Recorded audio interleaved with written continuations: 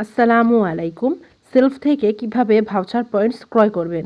Voucher points ক্রয় করার জন্য উপরে থাকা বাম দিকে এই 3 লাইন অপশনটিতে ক্লিক করবেন। এরপর ক্লিক করবেন ভাউচার পয়েন্টস অপশনটিতে। তারপর ভাউচার পয়েন্টস ক্রয় করুন অপশনটিতে ক্লিক করবেন। তারপর যে মাধ্যমে আপনারা ভাউচার পয়েন্টস ক্রয় করতে চান সেই অপশনটিতে ক্লিক করবেন। আমি যেহেতু বিকাশ থেকে ক্রয় করব তাই বিকাশে ক্লিক করে দিয়েছি। এরপর এখানে ভাউচারের পরিমাণটা লিখে দিব। তারপর পেমেন্ট করুন অপশনটিতে ক্লিক করব। তারপর আবারও বিকাশ অপশনটিতে ক্লিক করব। তারপর এখানে একটি ট্রানজ্যাকশন আইডি দিতে হবে। এর জন্য এখানে কপি অপশনে ক্লিক দিয়ে নম্বরটি কপি করে নিচ্ছি।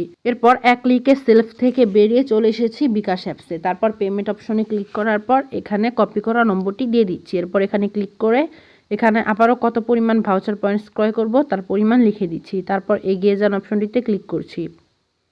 এরপর এখানে বিকাশের পিন কোডটি দিয়ে পিন কনফার্ম করুন অপশনটিতে ক্লিক করবেন।